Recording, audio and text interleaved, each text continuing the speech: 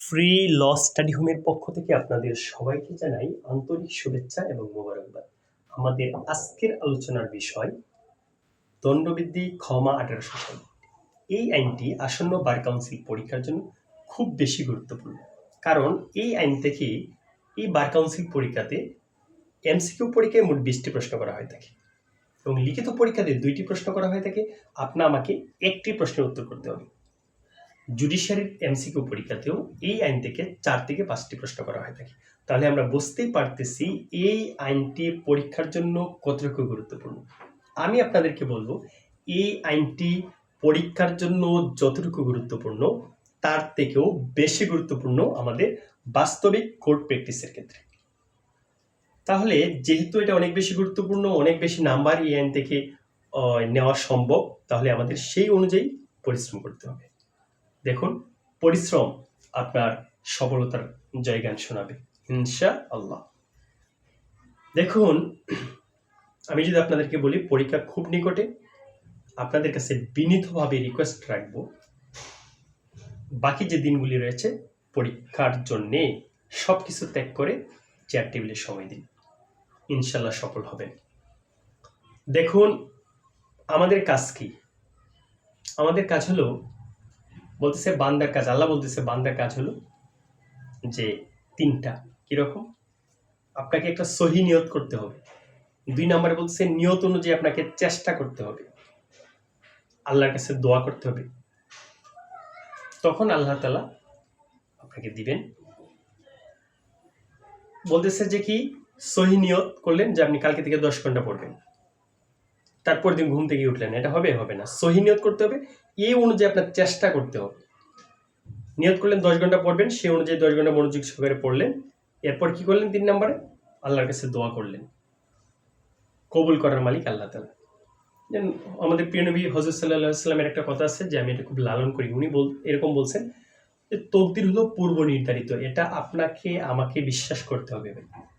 কিন্তু দোয়া এবং চেষ্টার মাধ্যমে তকদির পরিবর্তন হয়।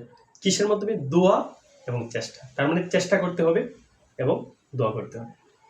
এই বিষয়ে মহান আল্লাহ তাআলা পবিত্র কোরআনে সূরাতুল নজমে বলতেছেন, আল্লাহ তাআলা নিজে বলতেছেন যে মানুষ যা চায় তা কি পায়? এটা আল্লাহ তাআলা প্রশ্ন করতেছেন। আবার একই চূড়ার পরবর্তী এক আয়াতে আল্লাহ তাআলা আবার বলতেছেন যে মানুষ তাই পায় যা সে চেষ্টা করে। তার মানে কি দাঁড়ালো?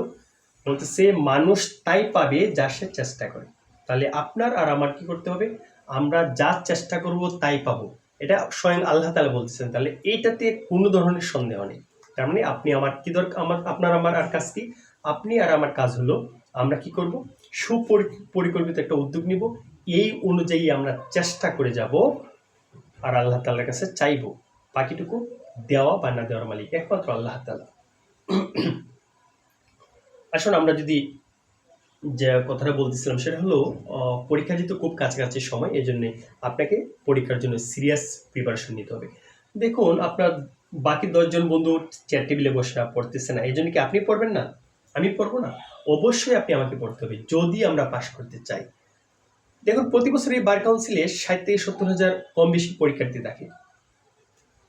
পাশ করতেছে কোথায়? মানে একজন অ্যাডভোকেট হইতেছে ফাইনালি 2 থেকে 3 হাজার। এরা কারা ভাই? এরা কি আপনার আমার মতো? না, ওনারা আপনার আমার থেকে অনেক বেশি ত্যাগ তিতিক্ষা জানে বিধায়, করতে পারছে বিধায় ওনারা আজকে সফল। আমি আপনি হয়তো বা বন্ধু বান্ধব ছাড়তে পারতেছি না, ফেসবুক ছাড়তে পারতেছি না। সবচেয়ে বেশি এই যুগে সময় নষ্ট করে হলো ফেসবুক, মেসেঞ্জার, আপনার হোয়াটসঅ্যাপ, ইমো। আপনি বান্ধবীও থাকবে, বান্ধবীর সাথে চেটিংও করবেন, বা সারা রাত আমরা চেটিংও করবো, আবার পরীক্ষায় পাশও করবো। এটা তো হইতে পারে না ভাই, এটা তো হওয়া সম্ভব না। আপনাকে ত্যাগ করতে শিখতে হবে, আমাকে ত্যাগ করতে শিখতে হবে। চেষ্টার পরে যদি না হয় এটা কপালের উপরে ছেড়ে দিতে হবে, কিন্তু আমাদের চেষ্টাটুকু করতে হবে। এটা মনে রাখতে হবে যে আমরা ধরেন চেষ্টার পরেও যদি কোনো কারণে আপনি হেরে যাচ্ছেন বারবার, তবু মানসিক একটা প্রশান্তি আছে, কষ্টের মধ্যে এরকম একটা তৃপ্তি আছে যে আমি চেষ্টা করে যাচ্ছি, বাকিটুকু আল্লাহর ইচ্ছা। না, আমরা যদি চেষ্টার মধ্যে যদি আমাদের ত্রুটি থাকে, তাহলে তো আল্লাহকে আমরা আল্লাহকে তো তখনও দোষা যাবে না, কিন্তু আমাদের চেষ্টার মধ্যে যদি ত্রুটি থাকে তখন তো নিজের উপরে সবচেয়ে বেশি দায়টা আসবে। একটা কথা মনে রাখবেন, আপনি যদি ব্যর্থ হন, এই ব্যর্থটুকু শুধুমাত্র আপনার আপনার আপনার। কিন্তু আপনি যদি সফল হন, এই সফলতা আপনার, আপনার পরিবার, আপনার শুভাকাঙ্ক্ষীদের এজন্য, শুভাকাঙ্ক্ষীদের জন্য হলেও, পরিবারের জন্য হলেও আপনাকে সফল হতে হবে। যাই হোক, এরপরে যদি মনে করেন যে আবার আরেকটা বিষয়, আমরা যারা স্টুডেন্ট আছি এই ক্লাসটা হয়তো বা কোনো না কোনো অভিভাবকের, যারা বার কাউন্সিল পরীক্ষা দিবেন, কোনো না কোনো অভিভাবকের চোখেও পড়বে বা পড়াটা খুবই স্বাভাবিক। আপনাদের কাছে আমার একটা বিনীত অনুরোধ থাকবে, সেটা হচ্ছে যে অভিভাবক হিসেবে আপনি টাকা দিয়ে যাচ্ছেন, এতে কিন্তু আপনার দায়িত্ব শেষ হয়ে যাচ্ছে না। আমি মনে করি অভিভাবক যেরকম, যেমন আমি যদি আমারটা বলি, আমি পড়াশোনা করছি, দেখা গেছে আমার পরিবার থেকে আমার অভিভাবকে টাকার সময় টাকা পাঠাইছে, আমি চাওয়ার আগেই, প্রতি মাসে টাকা পাঠিয়ে দিচ্ছে আমি চাওয়ার আগে। তাহলে ওনারা মনে করতেছে যে আমার প্রতি হয়তো বা ওনাদের অগাধ বিশ্বাস রয়েছে, এই জন্য হয়তো বা ওনারা কখনো আমার রেজাল্ট জানতে চাননি, এবং এটা আমার খুব আফসোস, অনেক কষ্ট এই বিষয়টা নিয়ে। কারণ হলো অভিভাবক আমার রেজাল্ট দেখবে না, রেজাল্ট দেখতে চাইবে না। যখন দেখবে আমার রেজাল্ট খারাপ হলো, ওনারা যখন একটু মন খারাপ হবে, কষ্ট হবে, পরবর্তী সময় কিন্তু আমার পড়াশোনার ক্ষেত্রে আমি আরেকটু সিরিয়াস হব, ওনাদেরকে খুশি করার জন্য হয়তো, তাই না? তখন কিন্তু আমার পরবর্তী রেজাল্টটা ভালো হবে। যদি ওনারা যে রেজাল্টটা দেখতে চাবে, এর পরবর্তী রেজাল্টটা আমার অবশ্যই ভালো হবে, এটা আমি মনে করি। কিন্তু ওনারা অগাধ বিশ্বাসের কারণে হয়তো বা কোনোদিন জানতে চাননি। আমি অনেক বেশি কষ্ট পাই এই বিষয়টা, বা অনেক বেশি কষ্ট পেতাম, এখনো পাই, যে অভিভাবক যখন আমার রেজাল্ট খারাপ হবে, যখন কষ্ট পাবে আমাকে বলবে, বা আমি বুঝবো ওনারা কষ্ট পাইছে, পরবর্তী রেজাল্টটা অবশ্যই ভালো হবে আমার।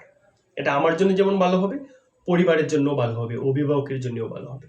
আবার আমার জন্য যখন আমার রেজাল্ট যখন ভালো হবে, এই ভালোর জন্য যখন পরিবারের মুখে হাসি থাকবে, অভিভাবকের মুখে হাসি থাকবে, তখন এই যে প্রশান্তি বা এই যে শান্তিটা, এটা আমাকে পরবর্তী সেমিস্টারে বা পরবর্তী ইয়ারে আমার রেজাল্ট ভালো করার জন্য এটা সহায়ক হবে। মনে করেন আপনারা যারা কোচিং করতেছেন, বা আমরা যারা কোচিং করি, আমার অভিভাবক কি করে টাকা দিয়ে ভর্তি করে দিল, 7,000 8,000 টাকা দিয়ে ভর্তি করলো, আর কোনো খোঁজ খবর নিতেছে না, মনে করতেছে যে আমার ভাই তো খুব বিশ্বস্ত মানুষ, মানে উদাহরণস্বরূপ আমি ধরে নিলাম, বা আমার ছেলে আমার মেয়ে অনেক বিশ্বস্ত মানুষ, ঠিকই আছে, সব পড়াশোনা চলতেছে, কিন্তু আদৌ ভাই পড়াশোনা করতেছি কিনা, বা আমি যে পরীক্ষা দিচ্ছি এই পরীক্ষাতে কি আমি আশানুরূপ মার্কস পাচ্ছি কিনা, এই খোঁজ খবরটা কিন্তু অভিভাবকের দায়িত্ব। এই অভিভাবক যখনই দেখবে যে আমি নাম্বার কম পাচ্ছি, আমাকে জিগাবে, আমার কাছ থেকে জবাবদিহিতা নিবে, তখন কিন্তু আমার পরবর্তী যে পরীক্ষাটা হবে এটাতে আমার নাম্বার বেড়ে যাবে, এটা আমি বিশ্বাস করি। তাহলে এই সকল অভিভাবকের কাছে আমার এই বিনীতভাবে এই অনুরোধটুকু থাকবে, যে আমরা যারা অভিভাবক, শুধুমাত্র, কারণ দেখুন আপনারা যারা দেখতেছেন বা আজকে যারা আইনের শিক্ষার্থী, আপনারাও কিন্তু একদিন একদিন অভিভাবক হবেন। আপনার ছেলে বা আপনার মেয়েও কিন্তু কোনোদিন, বা আপনার ছোট ভাই ছোট বোনও কিন্তু কোনো না কোনোদিন পরীক্ষাতে বসবে। আপনি টাকা দিতেছেন, এতেই আপনার অভিভাবকের দায়িত্ব শেষ হয়ে যায়নি। আমি মনে করি যে অভিভাবকরা অনেক দায়িত্ব পালন করে, এরপরেও এই বিষয়টাতে আরেকটু নজর রাখা উচিত, তাহলে প্রত্যেকটা ছেলে মেয়ে পড়াশোনায় আরেকটু সিরিয়াস হবে বলে, এটা আমার ব্যক্তিগত ধারণা থেকে বললাম। যাই হোক, আমরা যদি মূল আলোচনায় চলে আসি, আমাদের যে কথাটা বলতেছিলাম, যে আমাদের পড়াশোনার মধ্যে কি হইতে হবে, অনেক বেশি সিরিয়াস হতে হবে। দেখুন, আমরা যদি আজকের মূল আলোচনায় যাই, যে আমাদের আলোচনা ছিল যে দণ্ডবিধি 1860 সালের আইন। আপনার কাছ থেকে এখান থেকে আমি যেগুলো বলবো এখন, এখান থেকে আপনাকে একটা এমসিকিউ আসার সম্ভাবনা অনেক বেশি। বিগত সালে এখান থেকে প্রশ্ন আসছে, এমনকি জুডিশিয়ারি থেকেও এখান থেকে প্রশ্ন আসছে। আপনার কাছে জানতে চাওয়া হবে দণ্ডবিধি কত সালের আইন, উত্তর হবে দণ্ডবিধি 1860 সালের আইন। মানে কি, দণ্ডবিধিটা প্রণয়ন করা হয়েছে বা পাশ করা হয়েছে 1860 সালে, এই জন্য এটা হলো 1860 সালের আইন। মনে রাখবেন, একটা আইনকে দুইভাবে ডাকা যায়, যেমন তার নাম দিয়েও ডাকা যাবে, যে দণ্ডবিধি 1860, এটাকে আমরা বুঝবো যে আইনটাকে, অর্থাৎ দণ্ডবিধিকে আমরা বুঝতেছি। আবার এটাকে সাল দিয়ে, এটা কত সালে পাশ হয়েছে, এই সাল এবং কত সালের আইন, এটা কত সালে পাশ হলো এবং কত নম্বর আইন, এটা দিয়েও এই আইনকে দেখা যাবে। যেমন এই দণ্ডবিধি যদি আপনাকে প্রশ্ন করা হয় দণ্ডবিধি কত সালের আইন, দণ্ডবিধি 1860 সালের আইন। দণ্ডবিধি কত নম্বর আইন? দণ্ডবিধি হলো 1860 সালের 45 নং আইন। তাহলে আপনি এই দণ্ডবিধিকে দণ্ডবিধি ক্ষমা 1860ও বলতে পারেন, অথবা আমি এখন এটাও বলতে পারি যে আমি এখন আপনাদের সাথে আলোচনা করতেছি যে 1860 সালের 45 নং আইনের উপরে। তখন আপনি ধরে নেবেন বা বুঝবেন যে আমি দণ্ডবিধির কথাই বলতেছি। তাহলে এই যে দণ্ডবিধি হলো 1860 সালের 45 নং আইন, এই বিষয়টা আমি বিশ্বাস করি আপনারা অনেক মেধাবী, পড়াশোনার সাথে আছেন, বুঝে বুঝে পড়তেছেন, এই জন্যই বুঝবেন। আমি যখন পড়াশোনাটা শুরু করি আমি আসলে বুঝতাম না এই বিষয়টা, আমি শুধুমাত্র তুতা পাখির মতো মুখস্থ করে গেছি যে দণ্ডবিধি হলো 1860 সালের 45 নম্বর আইন। তামাদি আইনটা হলো 1908 সালের 9 নং আইন। আসলে 9 নাম্বার কি, 45 নাম্বার কি, এটা বুঝতাম না আসলে। দেখুন আজকে এই বিষয়টা যদি একটু ক্লিয়ার করি, বলছে দণ্ডবিধি 1860 সালের 45 নম্বর আইন মানে কি? মানে হলো 1860 সালে অনেকগুলো আইন প্রণয়ন করা হয়েছে, পাশ করা হয়েছে। তার মধ্যে এই 1860 সালে প্রথম যে আইনটা পাশ করা হয় এটা হলো 1860 সালের 1 নম্বর আইন। 1860 সালে দ্বিতীয় যে আইনটা পাশ করা হয়েছে বা প্রণয়ন করা হয় এটা হচ্ছে 1860 সালের 2 নম্বর আইন। এবার পর্যায়ক্রমে এই 1860 সালের এই দণ্ডবিধি আইনের সিরিয়াল ছিল 45 নম্বরে।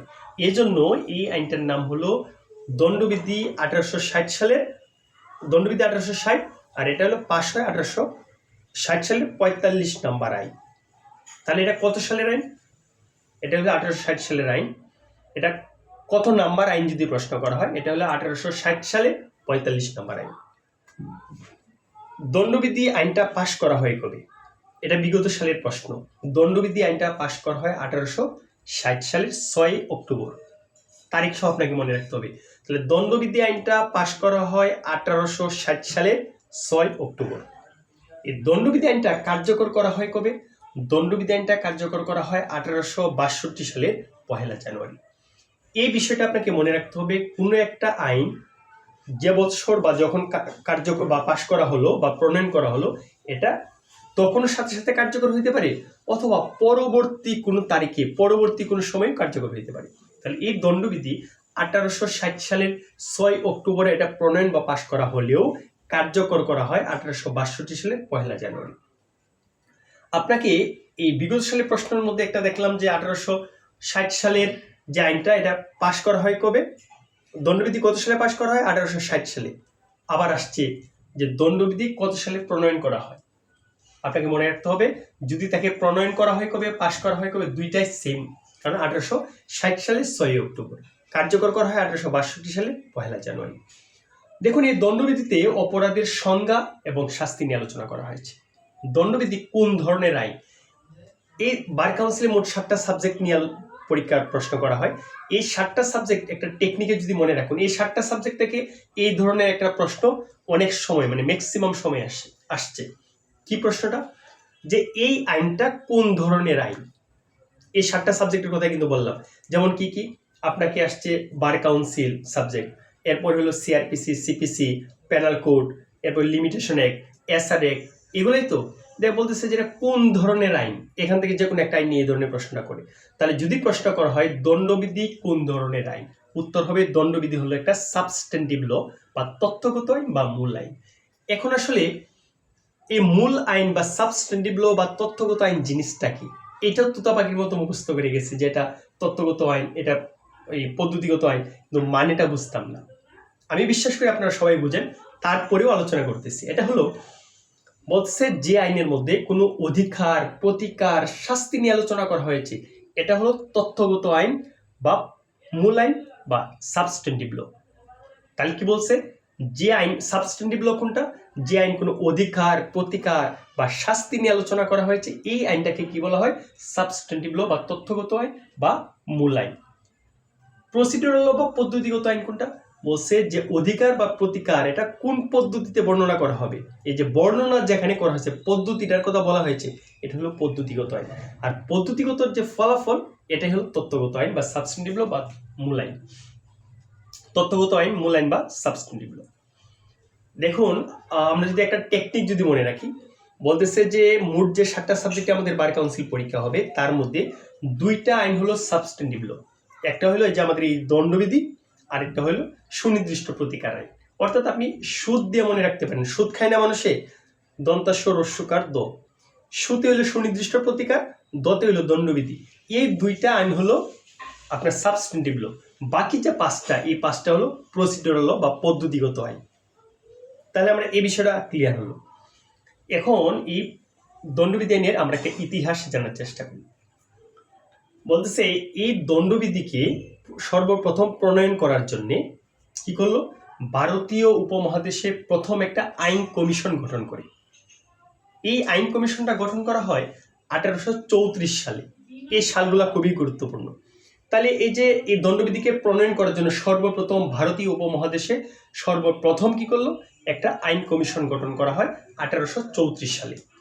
এটা 1834 সালে গঠন করার পরে কি করলো, 1837 সালে অর্থাৎ 3 বছর পরে এই আইন কমিশন কি করলো, এই ড্রাফট বা বিলটা জমা দেয়। এই বিলটা যাচাই বাছাই করার পরে 1860 সালে কি করলো, এটা আইন হিসেবে প্রণয়ন বা পাশ করা হয়। কোথায়? ব্রিটিশ পার্লামেন্টে। তাহলে কয়টা সালে কথা বললাম দেখুন, বলছে 1834 সালে একটা আইন কমিশন গঠন করা হলো। 1837 সালে এই আইন কমিশন কি করলো, এটাকে ড্রাফট হিসেবে বা বিলটা জমা দিল। এটাকে যাচাই বাছাই করে 1837 সালে যেটা জমা দিল, এটাকে যাচাই বাছাই করে 1837 সালে যেটা জমাকৃত যে ড্রাফটটা, যে বিলটা, এটাকে যাচাই বাছাই করার পরে 1860 সালে ব্রিটিশ পার্লামেন্ট কর্তৃক এটাকে আইন হিসেবে পাশ করা হয় এবং এই আইনটাকে 1862 সালে 1 জানুয়ারিতে এটা কার্যকর করা হয়। তাহলে এই সালগুলা আপনার জন্য খুবই, পরীক্ষার জন্য খুবই গুরুত্বপূর্ণ। দেখুন এই আইন কমিশন কিন্তু আমাদেরও আছে, বাংলাদেশেও কিন্তু একটা আইন কমিশন আছে। আইন তৈরি করতে হলে আইন কমিশনের মাধ্যমে যায়, এটা যাচাই বাছাই করে কি করে পার্লামেন্টের মাধ্যমে পাশ করা হয়।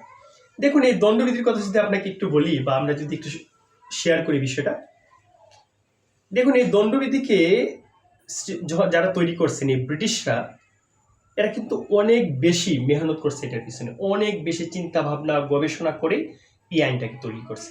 এটা আমরা কিভাবে বুঝতে পাই, দেখুন এই ব্রিটিশরা কি করলো, এই ভারতীয় উপমহাদেশের যে মানুষ আমরা যারা আছি, আমাদের একদম রন্ধে রন্ধে প্রবেশ করছে।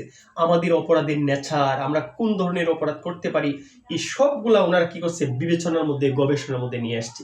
এই জন্যে 1860 সালে যে আইনটা ওনারা প্রণয়ন করে গেল, এই আইনটা এখন বর্তমান হলো 2025 সাল, এখন পর্যন্ত এই আইনটা কিন্তু এখনো জীবন্ত, এখনো অপরিবর্তিত, এখনো এই আইনটা দিয়ে আমরা চলতে পারতেছি।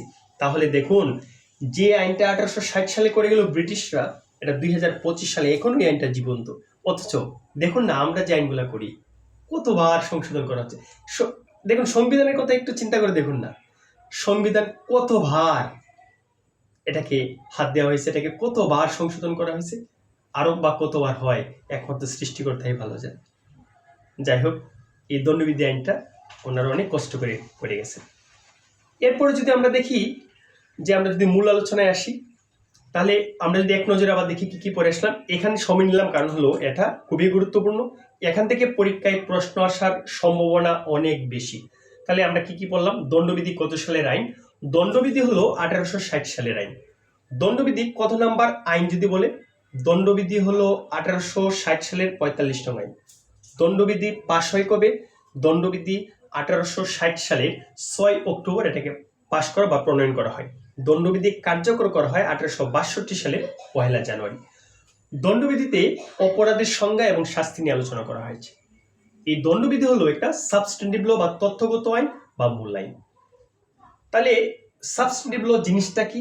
বলছে যে আইনের মাধ্যমে কোনো অধিকার, প্রতিকার এবং শাস্তি নিয়ে আলোচনা করা হয়, এটা হলো তথ্যগত আইন বা মূল আইন বা সাবস্টেন্টিভ ল। এরপরে আমরা কি কি বললাম, আমরা 4টা সালের কথা উল্লেখ করেছি। বলছি দণ্ডবিধিকে প্রণয়ন করার জন্য সর্বপ্রথম ভারতীয় উপমহাদেশে সর্বপ্রথম কি করলো, 1834 সালে একটা আইন কমিশন গঠন করা হয়।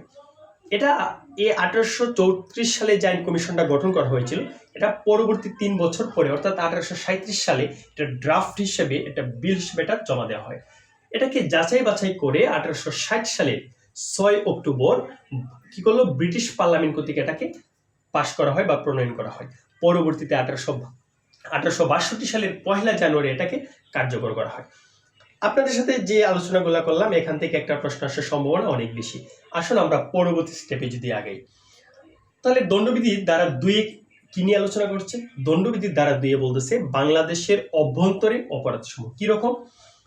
বলছে বাংলাদেশের অভ্যন্তরে এমন কোন একটা অপরাধ করছেন যা দণ্ডবিধিতে শাস্তিযোগ্য, তখন আপনার বিচার এই দণ্ডবিধি অনুযায়ী বাংলাদেশে করা যাবে। তাহলে বলতেছে যে কোনো ব্যক্তি, বলছে যদি কোনো কাজ করে বা না করে, করলেও অপরাধ, না করলেও অপরাধ। বিষয়টা কিরকম? বলতেছে যে আপনি কি করলেন, আমার যে বান্ধবী আছে না, বান্ধবী হেঁটে যাচ্ছে, আপনি কি করলেন, তাকে চাকু মেরে দিলেন বা আমাকে চাকু মেরে দিলেন, তাহলে আপনি কাজটা করছেন, অপরাধ করছেন, তাহলে দণ্ডবিধি অনুযায়ী আপনার শাস্তির বিধান রেখেছে।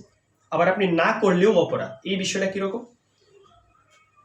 আপনি আমার বাসার মনে হয় একজন দারোয়ান আছে, তাই না?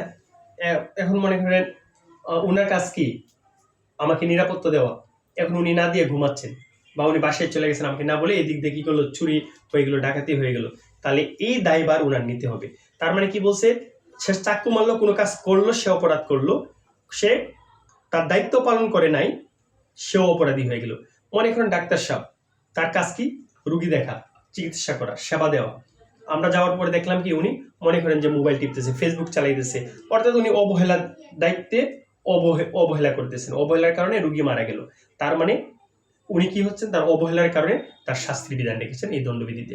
তাহলে বলতেছে যে কি, যদিও বাংলাদেশের ডাক্তারগণ কিন্তু এরকম না, বাংলাদেশের ডাক্তারগণ অনেক বেশি সচেতন, ওনারা আসলে অনেক দায়িত্বশীল। যাই হোক, ওনাদের কথা না বলি। তার মানে কোনো কাজ করা বা না করা একটা অপরাধ।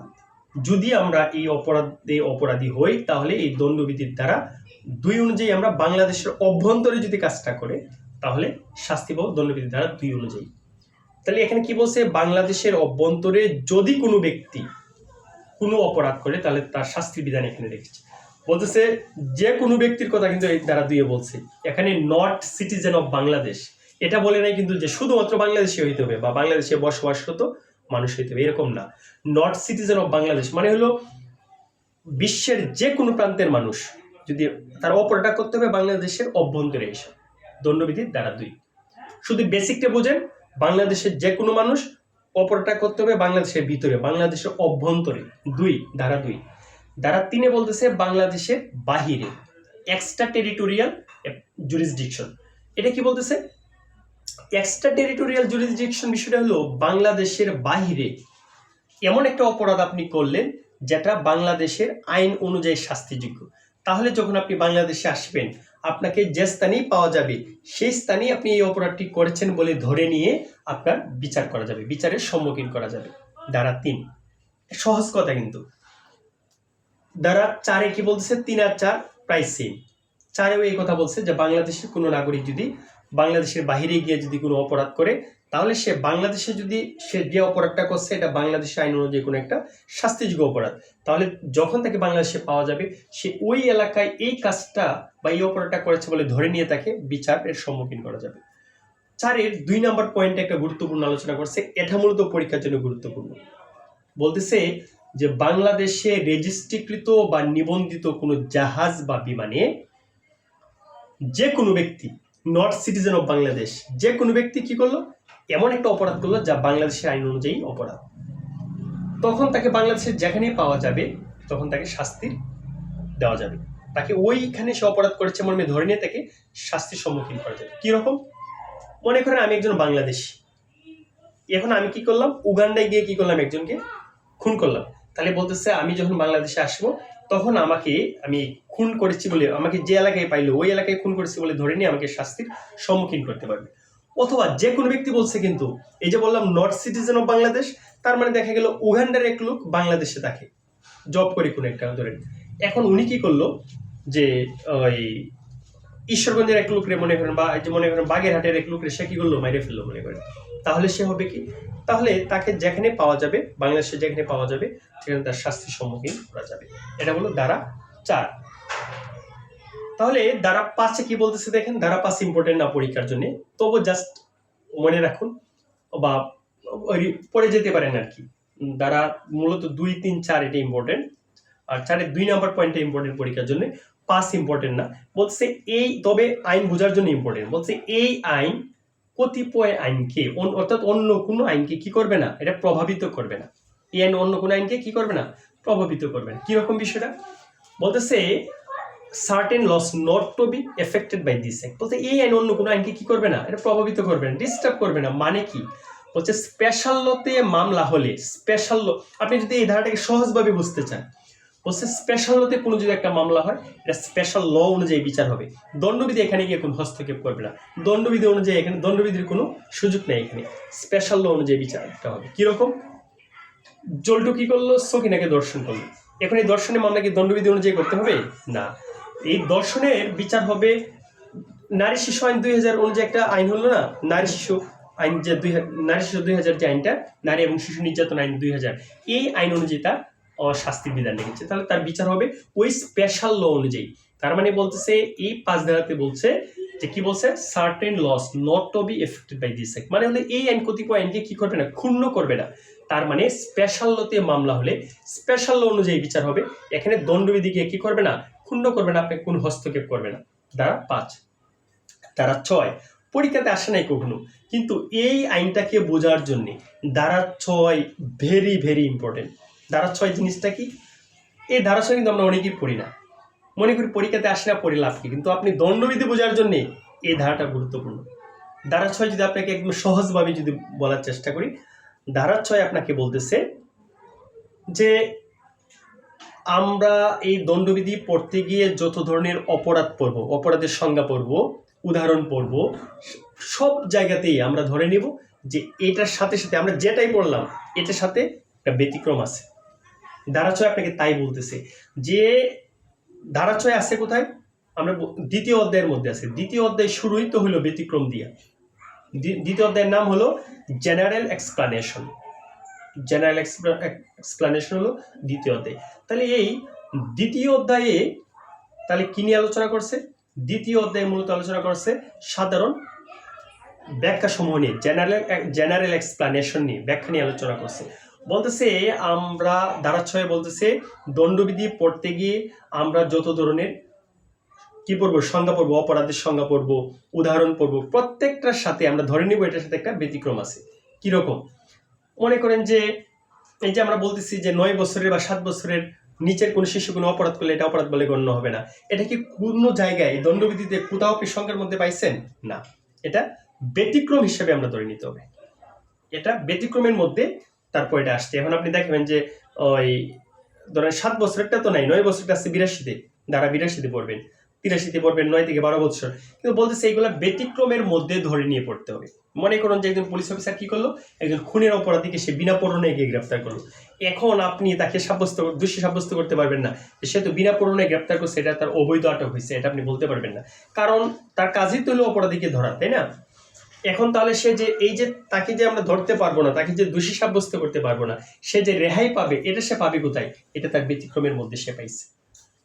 তাহলে 6 কোথায়, 6 হলো আমরা দণ্ডবিধিতে যা কিছু পড়বো প্রত্যেকটার সাথে আমরা ব্যতিক্রম আছে বলে আমরা ধরে নিব, 6 ইম্পর্টেন্ট না। সাথে কি বলতেছে, বলছে একবার ব্যাখ্যাকৃত অভিব্যক্তির তাৎপর্য, ইম্পর্টেন্ট না। 8 নাম্বার কি বলছে, জেন্ডার বা লিঙ্গ। এই 8 নাম্বার জেন্ডার বা লিঙ্গ সম্পর্কে, এই 8 নাম্বারে যে জেন্ডার বা লিঙ্গের কথা বলছে, এটা আর কোথায় আছে, কোন আইনে আছে?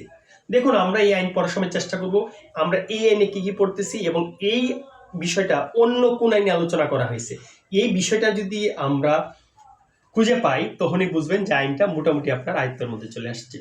ধরুন এই যে এই দণ্ডবিধিতে আমরা যখন পড়লাম, দণ্ডবিধির দ্বারা 8-এ জেন্ডার বা লিঙ্গ নিয়ে আলোচনা করা হয়েছে। এই জেন্ডার বা লিঙ্গ নিয়ে কিন্তু যে বার কাউন্সিল নামে যে আইনটা রয়েছে, এই আইনের মধ্যেও 28 নম্বর অনুচ্ছেদের মধ্যেও এই জেন্ডার বা লিঙ্গ নিয়ে আলোচনা করা হয়েছে। এরপরে যদি আমরা দেখি দণ্ডবিধির দ্বারা 8 পড়লাম, 9 কি, 9 হলো নাম্বার বা বচন, ইম্পর্টেন্ট না। 10 হলো মেন এবং ওমেন। মেন ওমেন বিষয়টা কি বলছে, মেন ওমেন হলো বলতেছে যে এটা যে কোনো বয়সের পুরুষকে বোঝানো হয়েছে, যে কোনো বয়সের কি মহিলাকে বা নারীকে বোঝানো হয়েছে, মেন ওমেন। 10।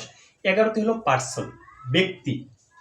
বিষয়টা কি বলছে, পার্সন বা ব্যক্তি, এই বিষয়টাকে আপনি যদি মনে রাখতে চান বা বুঝতে, এটা ইম্পর্টেন্ট না, কিন্তু পার্সন বা ব্যক্তি মনে করেন এখানে যে কোনো পার্সনকে বোঝানো হয়েছে, এখানে লিঙ্গের কথা বলে নাই যে পুরুষ নারী এগুলো বলে নাই, বলছে যে কোনো ধরনের লিঙ্গ সম্পূর্ণ মানুষকে বোঝানো হয়েছে। এটা কোথায়? পার্সন, অর্থাৎ ধারা 11। এখানে বলতেছে কোম্পানিকেও পার্সন হিসেবে এখানে বোঝানো হয়েছে। তবে আপনি আর আমি আর সখিনা কি করলাম, দুইজনে মিলে একটা কোম্পানি, চলো আমরা দুজনে একটা কোম্পানি খুলে ফেলি, এটার কথা বলে নেই। বলছে আইন সম্মিত, মানে বলতেছে আইন দ্বারা সমর্থিত যে কোম্পানি, এটাকে একটা ব্যক্তি মানে পার্সন হিসেবে বোঝানো হয়েছে। একটা অ্যাসোসিয়েশন, আইন দ্বারা প্রতিষ্ঠিত অ্যাসোসিয়েশনকে বোঝানো হয়েছে। তাহলে 11তে হলো বললাম কি পার্সন, 12তে হলো পাবলিক। 12 ইম্পর্টেন্ট না, জাস্ট মনে রাখেন 12তে পাবলিক নিয়ে আলোচনা করছি। 14টা খুবই গুরুত্বপূর্ণ, দ্বারা 14 এবং 21 এই দুইটা নিয়ে আপনাকে রিটেনে প্রশ্ন করতে পারে, এমসিকিউ আসতে পারে। 14তে বলছে servant of the state. Servant of the state মানে কি? বলছে সার্ভেন্ট অফ দ্য স্টেট এটা আছে কোথায়? আপনাকে যদি জানতে চাই যে সার্ভেন্ট অফ দ্য স্টেট এটা আছে কোথায়, দ্বারা 14 আপনাকে জানতে চাইতে পারে পাবলিক সার্ভেন্ট এই শব্দটা কোথায় রয়েছে, এটা হলো দ্বারা 21-এর মধ্যে রয়েছে। তাহলে এই দুইটা দিয়ে আপনাকে রিটেনের প্রশ্ন হইতে পারে যে পাবলিক সার্ভেন্ট এবং সার্ভেন্ট অফ দ্য স্টেটের মধ্যে পার্থক্য বের করুন। তাহলে আমরা যদি এটাকে যদি আপনি এমসিকিউ প্রশ্ন করেন যে সার্ভেন্ট অফ দ্য স্টেট কোথায় আছে, সার্ভেন্ট অফ দ্য স্টেট হলো দ্বারা 14তে, পাবলিক সার্ভেন্ট হলো দ্বারা 21। দ্বারা 21 আমরা পড়ে যাচ্ছি, তাহলে দ্বারা 14 আমরা পড়লাম। শুধুমাত্র এটা মনে রাখেন যে সার্ভেন্ট অফ দ্য স্টেট কোথায় আছে, এটা হলো দ্বারা 14। 14 পরে যদি আমরা দেখি, 14 পরে পড়বো আমরা 19। 19 হলো জাজ নিয়ে আলোচনা করা হয়েছে।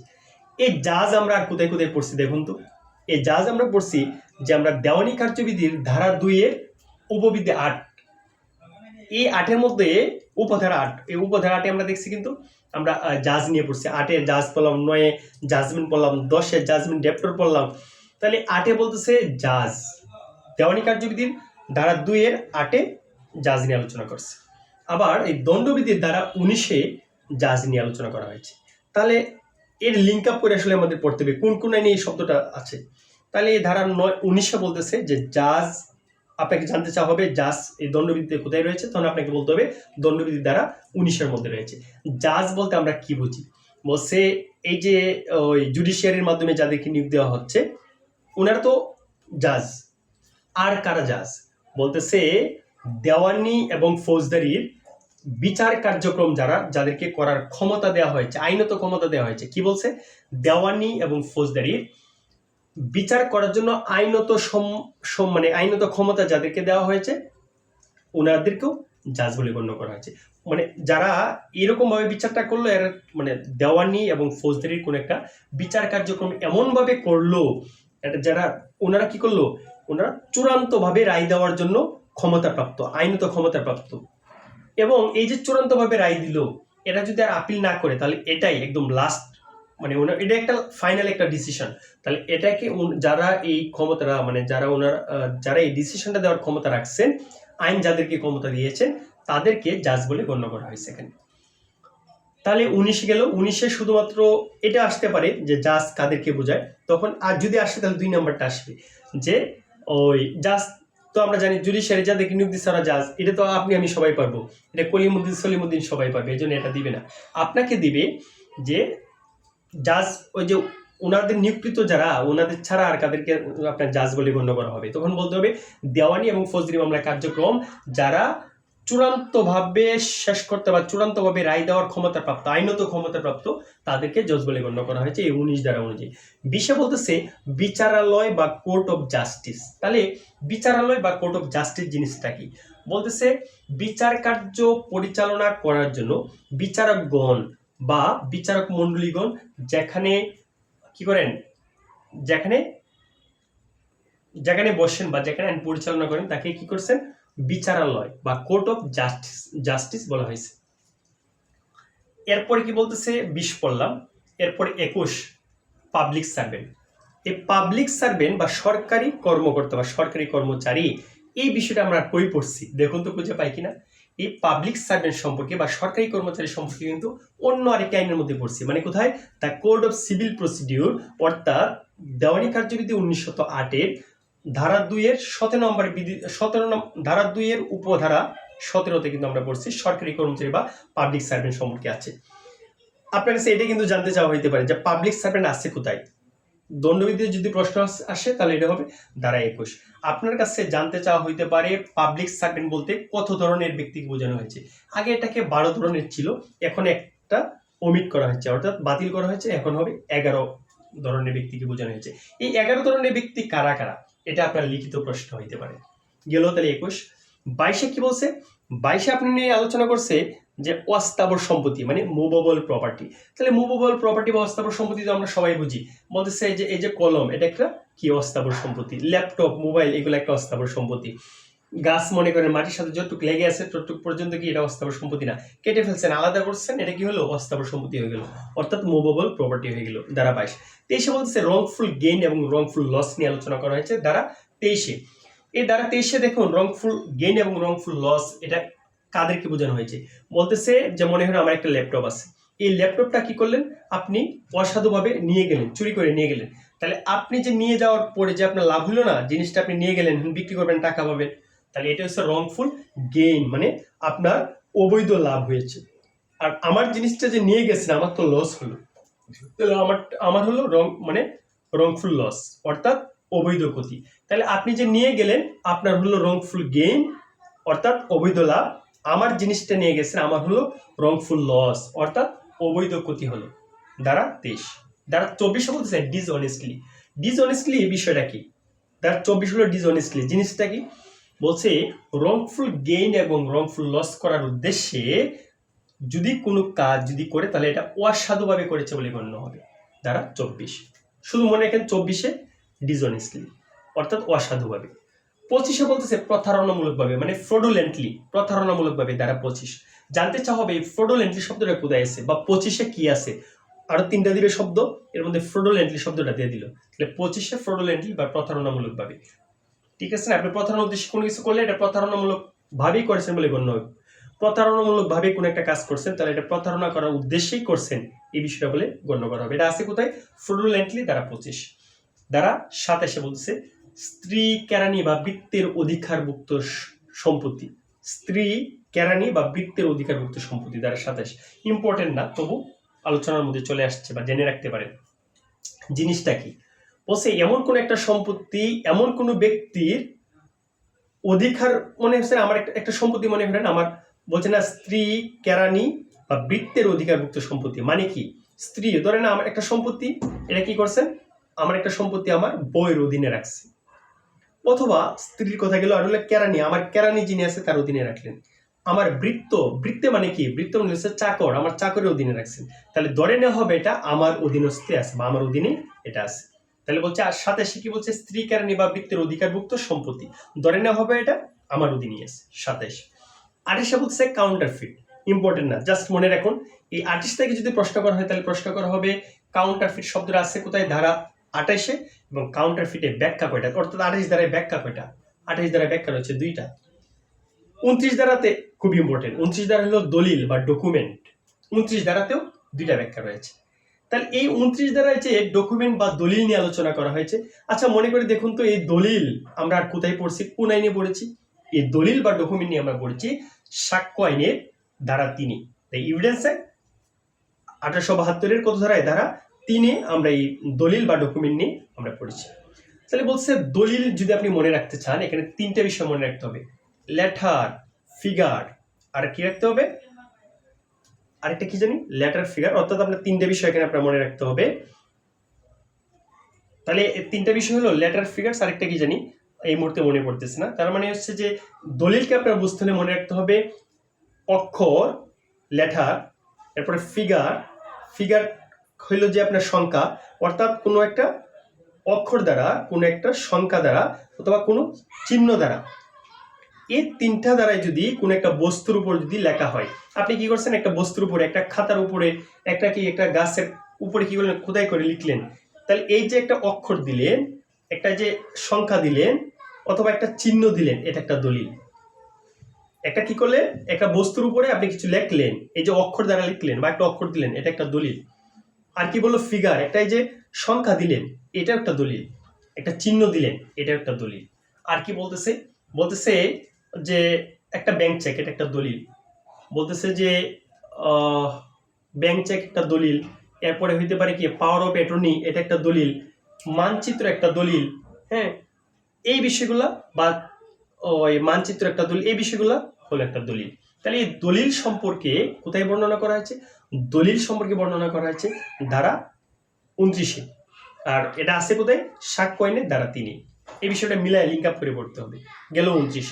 30 ইম্পর্টেন্ট না। 30 হচ্ছে ভ্যালুয়েবল সিকিউরিটি। ভ্যালুয়েবল সিকিউরিটি ধারা 30। আচ্ছা, এই ভ্যালুয়েবল সিকিউরিটি এই জিনিসটা আপনি কত ধারায় আছে কিভাবে মনে রাখবেন? বলছে এটা হলো দণ্ডবিধির ধারা 30 আছে, কিন্তু মনে রাখার জন্য আপনি এটা অবলম্বন বা এটা মনে রাখতে পারেন এভাবে যে 30 বছর বয়সে মনে করেন যুবকের চাকরি হলো, তাহলে তার দাম কি হলো? সমাজে বেড়ে গেল, তার পরিবারে তার দাম বেড়ে গেল, তাই না? এই যে তার দাম বেড়ে গেল, তার ভ্যালু বেড়ে গেল, তাহলে এই যে ভ্যালু দিয়ে এই ভ্যালুটা মনে রাখতে পারেন। বলছে ভ্যালু মানে কি? মূল্যবান জামানত আছে কোথায়? ধারা 30-এ। তাহলে আপনি আপনার বয়স 30 বছরের সরকারি চাকরি হয়, এটা দিয়ে আপনি মনে রাখতে পারেন, বা আপনি যদি অন্যভাবে মনে রাখতে পারেন, আপনার অর্থাৎ মনে রাখলেই হলো। আমি এভাবে মনে রাখার চেষ্টা করি যে ভ্যালুয়েবল সিকিউরিটি আসলে ধারা 30। ভ্যালুয়েবল অর্থাৎ ওই তার কি হলো? তার যে দাম বেড়ে গেল, তার যে মূল্য যে বেড়ে গেল, এটা হলো 30 বছরের চাকরি পাওয়ার পরে, এই জন্য এটাতে আমি মনে রাখার চেষ্টা করি। ধারা 31 হলো উইল, ইম্পর্টেন্ট না। ধারা 32 বলতেছে কি? ধারা 31 হলো উইল, আর ধারা 33 হলো অ্যাক্ট ওমিশন। ঠিক আছে? ধারা 31 আর ধারা 33 মনে রাখতে পারেন। ধারা 32টা আমি মনে হয় পড়ছিলাম। এরপরে 31, 32, ধারা 33 হলো অ্যাক্ট ওমিশন। তাহলে এই যে আমরা আজকের আলোচনার মধ্যে এই পর্যন্তই ছিল আলোচনা। এর মধ্যে যদি আমরা দেখি দণ্ডবিধিতে মোট 23টি অধ্যায় রয়েছে। কয়টি অধ্যায় রয়েছে ভাই? এই দণ্ডবিধিতে মোট 23 ও 32 ওমিশন। তাহলে 31 হলো উইল, 32 হলো ওমিশন। 31 হলো উইল, 32টা মনে নাই, 33 হলো অ্যাক্ট ওমিশন, সরি। আর হলো যে দণ্ডবিধিতে মোট 23টি অধ্যায় রয়েছে। দণ্ডবিধিতে মোট কয়টা অধ্যায় রয়েছে? এই প্রশ্নটা আপনার আসতে পারে। দণ্ডবিধিতে মোট 23টি অধ্যায় রয়েছে। দণ্ডবিধিতে মোট 511টি ধারা রয়েছে। তাহলে এই দণ্ডবিধির যে 23টি অধ্যায় যদি আমরা দেখি, প্রথম অধ্যায়ে কি নিয়ে আলোচনা করছে? দণ্ডবিধির প্রথম অধ্যায়ে আলোচনা করছে হলো আপনার ভূমিকা নিয়ে, যেখানে আলোচনা করা হয়েছে ধারা 1 থেকে ধারা 5 পর্যন্ত। 2 নম্বর যে অধ্যায়টি রয়েছে, এখানে আলোচনা করা হয়েছে সাধারণ ব্যাখ্যা নিয়ে, অর্থাৎ জেনারেল এক্সপ্লানেশন নিয়ে আলোচনা করছে দণ্ডবিধির দ্বারা। দ্বিতীয় অধ্যায়, দণ্ডবিধির অধ্যায় নাম্বার 2, তাহলে 2 নম্বর অধ্যায়ে আলোচনা করা হয়েছে জেনারেল এক্সপ্লানেশন অর্থাৎ সাধারণ ব্যাখ্যা, যেখানে দ্বারা 6 থেকে দ্বারা 52 ক পর্যন্ত আলোচনা করছে। তাহলে যদি আমরা দেখি, দেখুন এই 23টি অধ্যায় আপনাকে মনে রাখতে হবে, তাহলে আপনার সহজ হবে, আপনার এই প্রশ্নটা খুঁজে পেতে সহজ হবে যে এই প্রশ্নটা এই অধ্যায়ের মধ্যে আছে। এই জন্যে প্রথম ধারাগুলো আলোচনা করে আপনাকে এই অধ্যায় সম্পর্কে আমি একটা ধারণা দেওয়ার চেষ্টা করতেছি। তাহলে হচ্ছে এই প্রথম অধ্যায় আছে কি? ভূমিকা, যেখানে ধারা 1 থেকে ধারা 5 পর্যন্ত আলোচনা করা হয়েছে। দ্বিতীয় অধ্যায় জেনারেল এক্সপ্লানেশন নিয়ে আলোচনা করা হয়েছে, যেখানে ধারা 6 থেকে ধারা 52 ক পর্যন্ত আলোচনা করা হয়েছে। তৃতীয় অধ্যায় দণ্ডসমূহ অর্থাৎ পানিশমেন্ট নিয়ে আলোচনা করা হয়েছে, যেখানে ধারা 53 থেকে ধারা 75 পর্যন্ত আলোচনা করা হয়েছে। চতুর্থ অধ্যায় খুব ইম্পর্টেন্ট, এটা বিগত সালের প্রশ্ন, যে চতুর্থ অধ্যায় জেনারেল এক্সেপশন নিয়ে আলোচনা করা হয়েছে, অর্থাৎ সাধারণ ব্যতিক্রম, যেখানে ধারা 76 থেকে 106 পর্যন্ত আলোচনা করা হয়েছে। আপনাকে প্রশ্নটাতে গুলাবে জেনারেল এক্সপ্লানেশন কোথায় রয়েছে, জেনারেল এক্সেপশন কোথায় রয়েছে।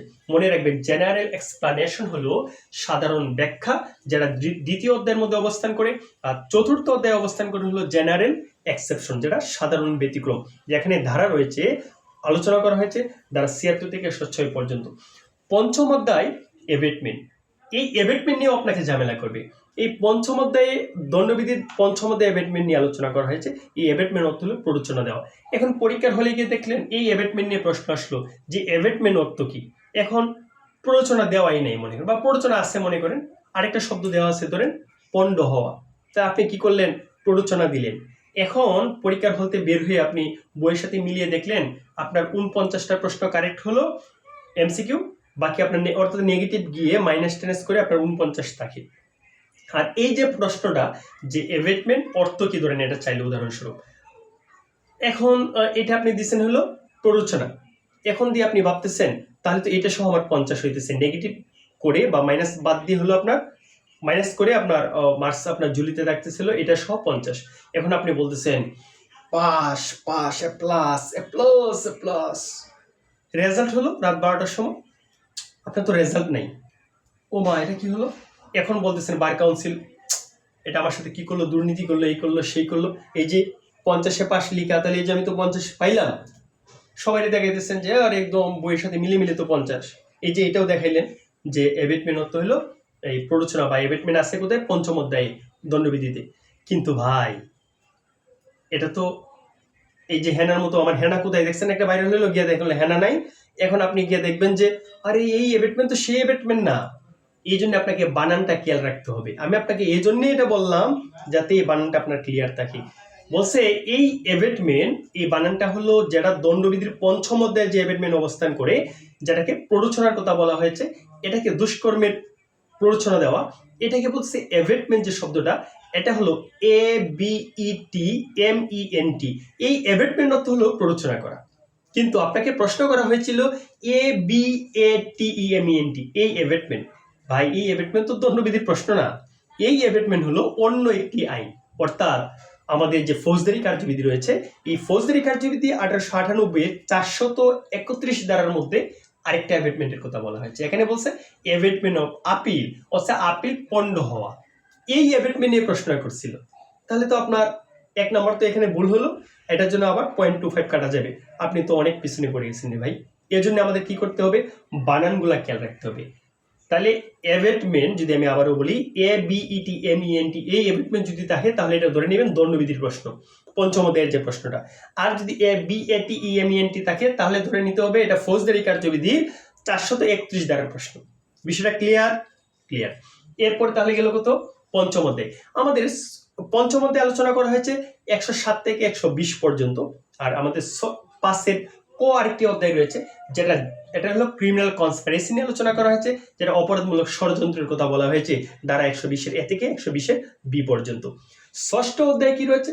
ষষ্ঠ অধ্যায় আপনার কি বলতেছে যে রাষ্ট্রবিরোধী অপরাধ। রাষ্ট্রবিরোধী অপরাধের মধ্যে বলা হয়েছে যে আমি যদি রাষ্ট্রের বিরুদ্ধে যদি যুদ্ধ ঘোষণা করি তাহলে আমার শাস্তি কি হবে, রাষ্ট্রের বিরুদ্ধে যুদ্ধ ঘোষণার জন্য যদি অস্ত্রশস্ত্র সংগ্রহ করি তাহলে আমার শাস্তির বিধান কি হবে। এরপরে বলা হয়েছে যে আমি যদি রাষ্ট্রদ্রোহিতা করি না, মানুষে রাষ্ট্রদ্রোহ যে করে, তাহলে তার শাস্তির বিধান এই অধ্যায়ে অবস্থান করছে, এই অধ্যায়ে তার শাস্তির বিধান রেখেছে। তাহলে এটা হলো ষষ্ঠ অধ্যায়, রাষ্ট্রবিরোধী অপরাধ, যেখানে ধারা 121 থেকে 130 পর্যন্ত আলোচনা করা হয়েছে। সপ্তম অধ্যায় বলতেছে বাহিনী বিষয়ক অপরাধ। আমি মনে রাখি এভাবে, বাহিনী বিষয়ক অপরাধ হলো সপ্তম অধ্যায়। পেনাল কোডের সপ্তম অধ্যায়ে বাহিনী বিষয়ক অপরাধ, অর্থাৎ সেনা নৌ বিমান বাহিনী বিষয়ক অপরাধ সপ্তম অধ্যায়, যেখানে ধারা 131 থেকে 140 পর্যন্ত আলোচনা করা হয়েছে। এরপরে অষ্টম অধ্যায় পরীক্ষার জন্য খুবই গুরুত্বপূর্ণ, প্রিলি, লিখিত এবং জুডিশিয়ারির জন্য। এই অষ্টম অধ্যায়ে বলছে জনগণের বিরুদ্ধে, কি? জনগণের বিরুদ্ধে অপরাধ। জনগণের বিরুদ্ধে অপরাধ বলছে কি? হ্যাঁ, রাষ্ট্রপতি জনগণের বিরুদ্ধে অপরাধ। এটা হলো অষ্টম অধ্যায়, যেখানে বলছে 141 থেকে 160 পর্যন্ত বিধান রাখা হয়েছে। ধারা 141 থেকে 160 পর্যন্ত আলোচনা করা হয়েছে। রাষ্ট্রের বিরুদ্ধে অপরাধ,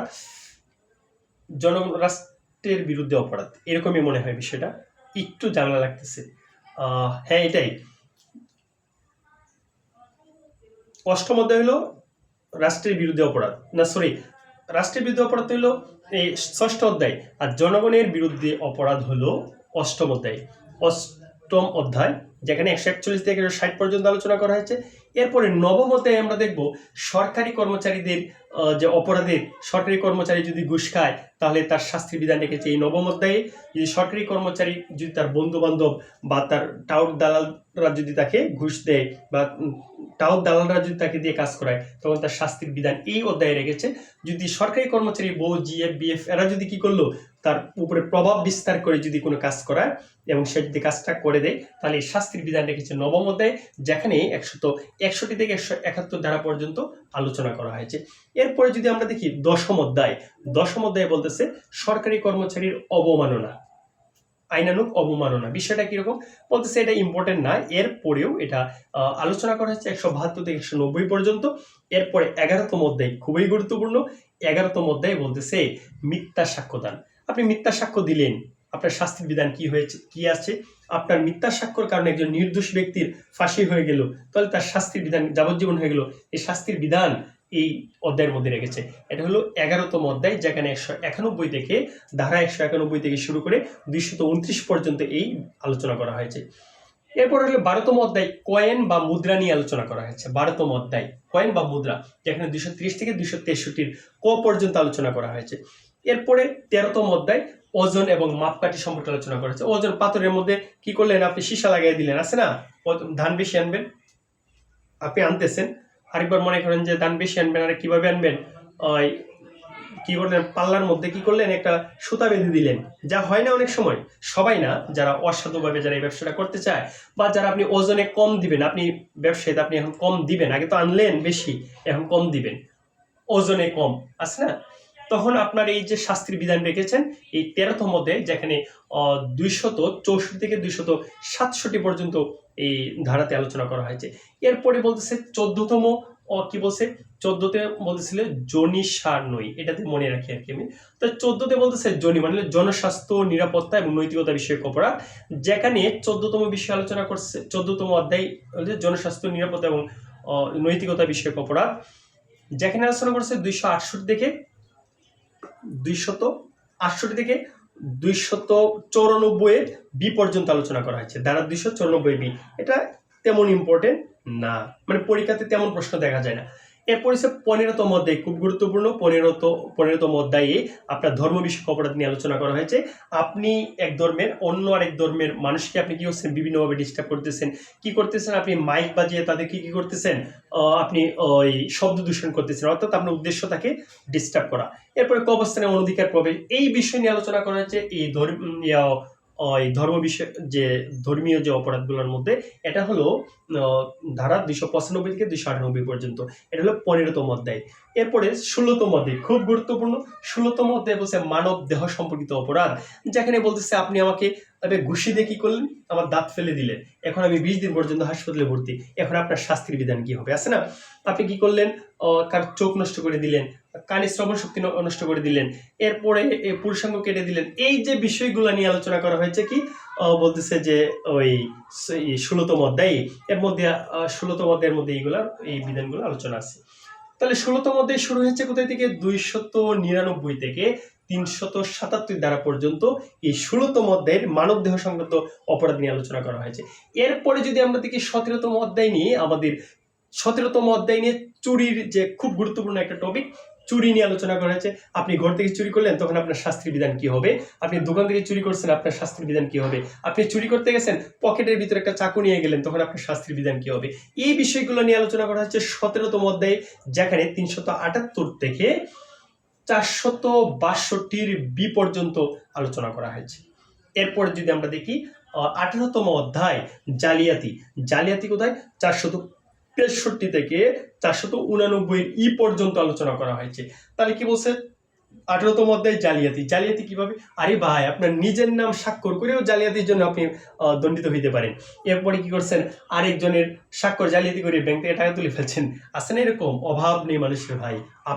আপনারা তো অনেক ভালো রে ভাই, আপনাদের কথা বলি নাই, মানে যারা এরকম করে ওদের জন্য শাস্তির বিধান রেখেছে। এই 18তম অধ্যায়ে জালিয়াতির কথা, যেখানে ধারা কত থেকে বললাম, 400 কত বলো, 463 থেকে, জালিয়াতি হলো 463 থেকে 489 ই পর্যন্ত, ই পর্যন্ত আর কি আলোচনা করা হয়েছে। এরপরে যদি দেখি আমরা 19তম অধ্যায়ে কি বলছে অপরাধমূলক চুক্তিভঙ্গ, একটা চুক্তি করছেন, ভঙ্গ করে ফেলছে, অপরাধমূলক চুক্তিভঙ্গ, এটার জন্য আপনার এই শাস্তির যে বিধান রেখেছে, এই অধ্যায়টা নিয়ে আলোচনা করা হচ্ছে 19তম অধ্যায়, যেখানে 490 থেকে 492 ধারা পর্যন্ত আলোচনা করা হয়েছে।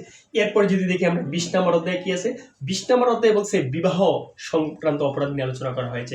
বলতেছে জামাই তুই আরেকজন, আপনাকে হাজবেন্ড রেখে আপনি আরেকটা বিয়ে করলেন, এরপরে কি করছে, যে পরকীয়া করতেছেন, পরকীয়া করলে মনে রাখবেন, এই আইনে এই ব্রিটিশরা পরকীয়ার জন্য কোনো মহিলাকে আসলে দায়বদ্ধ করতেছে না। এটাও আমরা দেখবো এই 20 নম্বর অধ্যায়ে যখন আমরা পড়বো।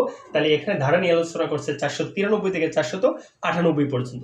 এরপরে 21 নম্বর অধ্যায় খুব গুরুত্বপূর্ণ। এই 21 নম্বর অধ্যায় থেকে বিগত বছরে একটা এমসিকিউ প্রশ্ন আসছে, একটা পানিশমেন্ট নিয়ে। পরবর্তীতে যদি এই 21 নম্বর অধ্যায় থেকে অর্থাৎ মানহানি 21 নম্বর অধ্যায় হলো মানহানি নিয়ে আলোচনা করা হয়েছে। মানহানি থেকে যদি পরবর্তীতে কোনো প্রশ্ন করা হয় আমি উত্তরটা আপনাকে বলে দিচ্ছি।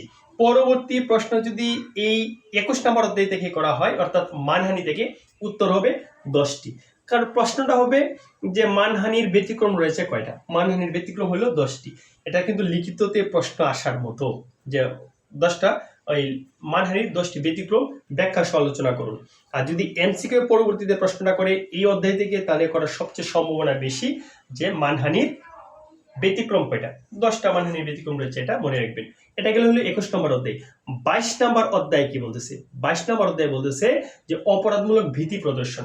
এই অপরাধমূলক ভীতি প্রদর্শন অনেক বেশি গুরুত্বপূর্ণ, বিশেষ করে 503, 506 যে ধারাটা, 506 এর যে দুইটা 6-1 এবং 2 উপধারা রয়েছে, এটার মধ্যে সবচেয়ে বেশি বাংলাদেশ প্রেক্ষাপটে মামলা হয় 506। গিয়ে একজনের গালিগালাজ করছেন, ওই তুই বের হইস, তোকে মাইরিলাম কাইটিলাম, এই যে বললে আছে হুমকি দিচ্ছেন 506।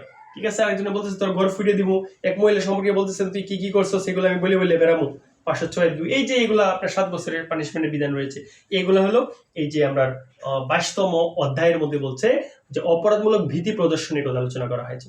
এরপরে যদি দেখি আমরা 23 নম্বর অধ্যায় বলছে কি, লাস্ট যে অধ্যায়টা বলছে অপরাধের উদ্যোগ নিছেন 511 ধারা। একটা ধারা